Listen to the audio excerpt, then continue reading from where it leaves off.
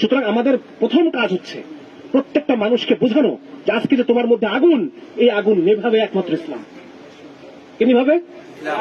তোমার মধ্যে যে কষ্ট, যে সমস্যা, তোমার মধ্যে যে পেরেশানি, তুমি যে মানবতার জীবনযাপন করতেছো, এই জীবনযাপন থেকে তোমাকে বাঁচাতে পারে একমাত্র শরিয়া, আর কেউ না। প্রত্যেকটা মানুষের মধ্যে শরিয়ার পিপাসা তৈরি করা। আমি আপনাদের একটা ঘটনা শোনাই, আপনারা বিরক্ত হচ্ছেন? আমি তখন মেহেরপুরে ইমার্জেন্সি মেডিকেল অফিসার, মেহেরপুর হাসপাতালে। তো ইমার্জেন্সি রাত্রেবেলা 12টা-1টার পরে সাধারণত রুগীর আর কোনো চাপ থাকে না, মানুষজন কম আসে।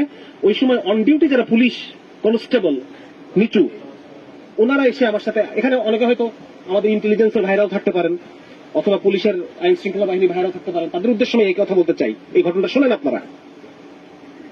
সেটা হচ্ছে, তো ওনাকে, এনাদের সাথে আমার খুব ভালো সম্পর্ক, আমি ওদের সাথে গল্প করি রাত্রে। তো রুগী নাই, কি করবো, আমি বসে আছি চুপচাপ, উনি আসতেছে, একটু বসলো, হ্যাঁ একটু চা আনাইলাম, খাইলাম, গল্প করতেছি।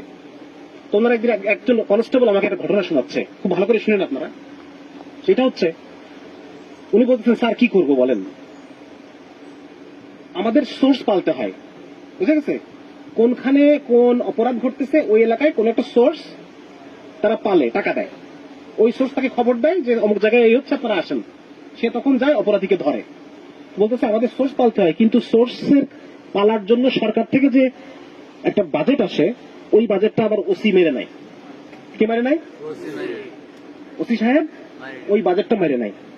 যার কারণে আমরা টাকার অভাবে সোর্স পালতে পারি না। সোর্স যদি পালতে না পারি, খবর পাবো না। খবর যদি না পাই, অপরাধী ধরতে পারবো না। অপরাধী ধরে যদি প্রতি মাসে নির্দিষ্ট একটা পরিমাণ অপরাধী জমা দিতে না পারি, তাহলে প্রমোশন হবে না। বুঝা গেছে? 4 জন 5 জন 10 জন 9 জন এরকম একটা কোটা আছে, ওই কোটাটাকে ফিল আপ করতে হবে প্রতি মাসে। ওই কোটা যদি তার ফিল আপ না হয়, এটা তার রেকর্ডে থাকবে না। যার কারণে সে ভালো অফিসার হিসেবে পরে প্রমোশন পাবে না। পরে প্রমোশন পাবো না, প্রমোশন যদি না পাই তাহলে বেতন বাড়তেছে না, আর বেতন যদি না বাড়ে, স্যার এই বাজারে কিভাবে টিকে থাকবো? এই যে বাজার, এই বাজারে তো টিকে থাকতে পারবো না, বউ বাচ্চা নিয়ে, বাল বাচ্চা নিয়ে কিভাবে টিকে থাকবো? তাই কি করি? নিরপরাধ মানুষ ধরে ধরে চালান করি। কি করি? তাহলে প্রত্যেকটা জালেম নিজেও মজলুম। আমার কথা বুঝে আসছে? প্রত্যেকটা জালেম নিজেও। রিক্সাওয়ালা আমার কাছ থেকে 10 টাকা ভাড়া বেশি চাচ্ছে, আবার ওইদিকে পুলিশকেও দেওয়া লাগতেছে। পুলিশকেও মাছওয়ালা আমাকে পচা মাছ গছায় দিচ্ছে, আবার মাছওয়ালা যে রোডের পাশে বসে মাছ বেচতেছে, এই জন্য সে স্থানীয় আওয়ামী লীগ নেতারে তার কিছু দেওয়া। প্রত্যেকটা জালেম নিজেও মজলুম, আর প্রত্যেকটা মজলুম নিজেও। এটা হচ্ছে পুঁজিবাদী, এই ক্যাপিটালিস্ট সিস্টেম।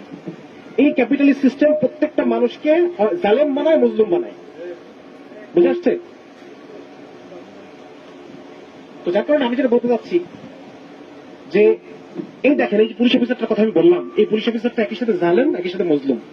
তার দুনিয়াও শেষ, তার। তাহলে এই পুলিশ অফিসারদের সমাধান কি? আমি ওকে কি বলবো, কি বোঝাবো যে ভাই তোমার জন্য কি সমাধান? তোমার দুনিয়া বাঁচবে এবং তোমার আখিরাত বাঁচবে যদি শরিয়া প্রতিষ্ঠা হয়। এছাড়া তোমার দুনিয়া আখিরাত কোনটাই বাঁচবে না। তুমি দুনিয়াতেও সুখে থাকতে পারবে না, বাজার সেরে করতে পারবে না, বাচ্চারা খাইতে পারবে না, তুমি আখিরাতে অনন্তকাল জাহান্নামের আগুনে জ্বলবা। আর যে নিরপরাধ মানুষগুলোকে তুমি ধরে ধরে চালান করতেছো, এই মানুষগুলা কাল হাসরের মাঠে কি করবে? যতক্ষণ না পর্যন্ত তুমি দোজখে যাবা, ততক্ষণ পর্যন্ত এই মানুষগুলো তোমারে ছাড়বে না, নাকি? তাহলে একজন ইন্টেলিজেন্সের ভাই বা পুলিশের যারা ভাই, তাদের উদ্দেশ্য আমাদের দাওয়াত কি? ভাই আজকে আপনার দুনিয়াও শেষ, আখিরাতও শেষ। যদি আপনি শরিয়া কায়েমের জন্য কাজ না করেন, তাহলে আপনার দুনিয়াও শেষ, আখিরাতও শেষ। আপনারও শরিয়া দরকার। বুঝা গেছে? একজন পতিতা আজকে শরীর বিক্রি করে খাচ্ছে। কেন খাচ্ছে? শরিয়া নাই। শরিয়া না থাকার কারণে সে আজকে খেলাফা নাই, আজকে তার জিম্মাদারি নিবে এমন কোন মুসলমান খলিফ প্রশাসন নাই, যার কারণে সে মেয়েটাকে আজকে শরীর বিক্রি করে খাইতে হচ্ছে। ঠিক আছে না? এভাবে সমাজের সর্বস্তরে প্রত্যেকটা মানুষকে ধরে ধরে আমাদের বুঝাইতে হবে, ভাই তোমার শরিয়া দরকার। শরিয়া শাসন ছাড়া তোমার দুনিয়াও শেষ হয়ে যাবে, আখিরাতও শেষ হয়ে যাবে। তুমি সব শেষ। তুমি মানুষের জীবনটাই তুমি উপভোগ করতে পারবে না। মানুষের যে স্বাভাবিক জীবন, এই জীবনটাই তুমি পাবা না। বোঝা গেছে ভাই? আমাদের কাজ হচ্ছে এটা।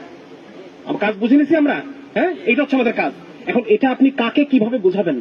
কে নাশিদ গিয়ে বোঝাবে, কে ছবি এঁকে বোঝাবে, কে মানুষের দাঁড়ে দাঁড়ে গিয়ে গিয়ে বোঝাবে, কে মানুষকে একসাথে করে সভা সেমিনার করে বোঝাবে, কে কবিতা লিখে বোঝাবে, কে গল্প লিখে বোঝাবে, এটা যার যার ঝোঁক অনুসারে আপনারা বেছে নেন।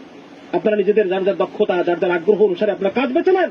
কাজ বেছে নিয়ে প্রত্যেকটা মানুষকে প্রত্যেকটা জায়গায় শরিয়ার প্রয়োজন বুঝান।